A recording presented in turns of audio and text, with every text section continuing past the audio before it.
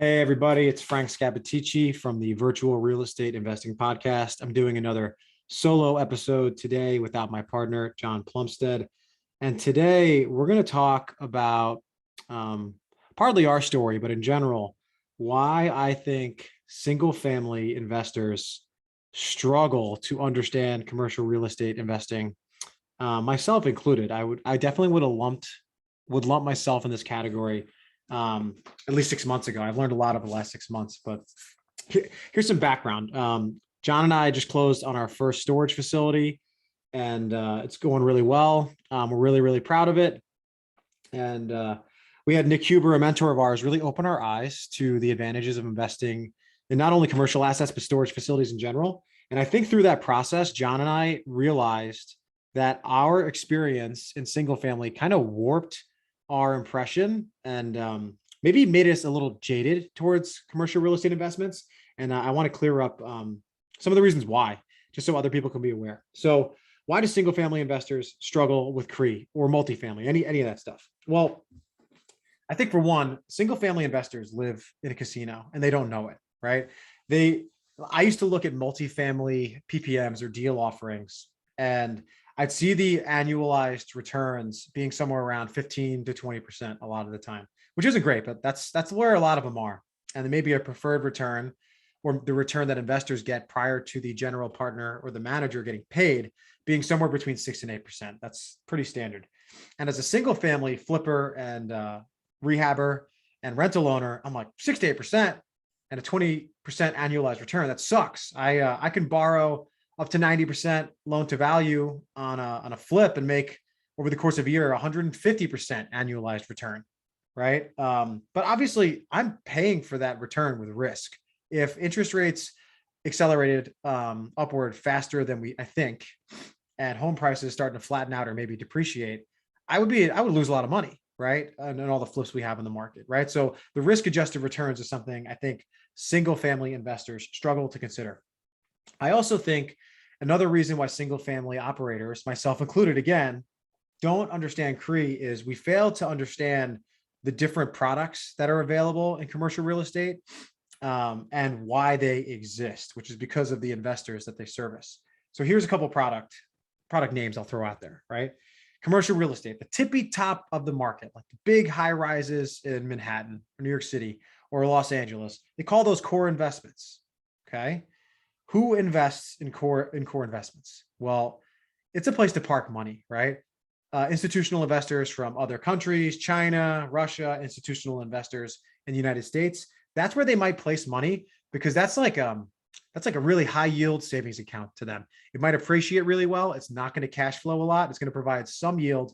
And those investments, just so they can cash flow at all, they typically have less leverage in the deal. Maybe instead of leveraging a property up to 90% like a flipper would, maybe the bank's only lending on 50% of the value of that property and the investors are coming up with the other 50%. That way, the mortgage payments are lower, the debts are lower, and they can give the investors some yield, but really they're trying to just preserve their wealth or their capital. That's kind of what a core investment might look like.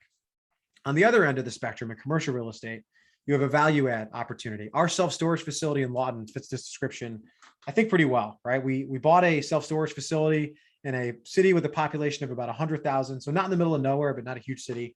And they were at 70% occupancy and they were charging below market rent.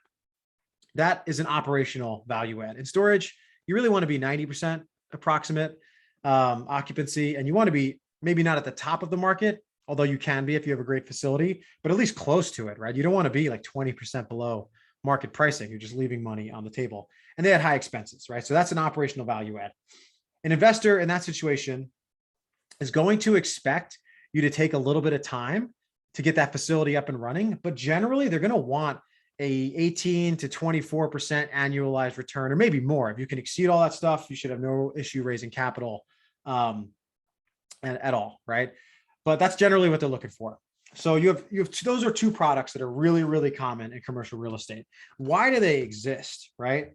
Well, it's because of who is placing the money in these assets. And one of the differences in single family and commercial real estate is this: the money being supplied to facilitate investments, so investor money, is more centralized in the on the equity side, right, from the investor side in commercial real estate than it is in single family, right? If I want to, I can get debt on a single family house pretty easily. There's hard money lenders and mortgage brokers all over the place. But if I want to JV with someone, I'm typically going to go to an individual I know or a small family fund.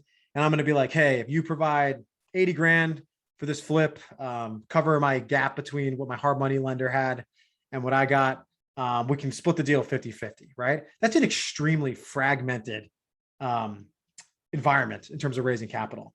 But if you're buying storage facilities, let's say you have $10 million, a $10 million facility you're trying to acquire, who are you going to go to? An alternative investments fund, potentially, right? If you're up in the core asset class that I talked about before, or core level, and you're buying a New York City high rise, I mean, that's institutional money, right? That's a different investor that's going to be involved.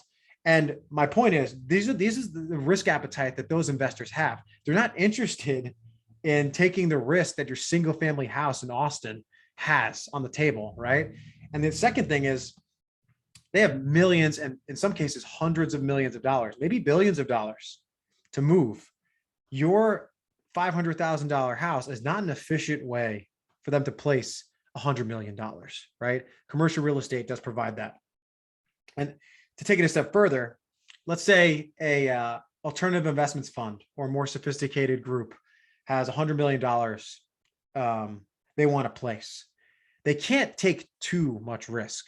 You can't go back to your investors and say, hey, I lost all $100 million because I helped finance Frank's flipping operation all over Texas, right? Like that's not going to go well. Fund managers are not incentivized to take that level of risk. It's much safer for them to do a value add self-storage opportunity in New York City or Austin, Texas, or some place that you can prove has a little bit of growth. At least that way your investors look at you like you're not a psychopath and they're like, oh, I understand why Frank did this. Okay. So that kind of shows why, or those are some of the reasons I should say, why commercial real estate behaves as it does. It's because people kind of group these properties into different product categories: core, value add, opportunistic real estate investments, which is the most aggressive, I guess you could say. And really because of who is placing the money and how big those organizations are. All that stuff really, really does drive the overall returns in the commercial real estate market. So I wanted to share that. I think as a single family operator, I really didn't understand why CRE had such, in my opinion, low returns. And I think I just lacked a little bit of perspective just because I'm seeking in my single family business, because you can seek super, super high returns and super, super high leverage. I fail to appreciate that not everyone else is a psychopath and then not all the world markets can operate that way. So I just wanted to share that perspective. If you guys have any questions, feel free to reach out, frank@graylineinvestments.com. My Twitter handle is @FrankScat with 2 P's. And hope you guys have a great week. Thanks.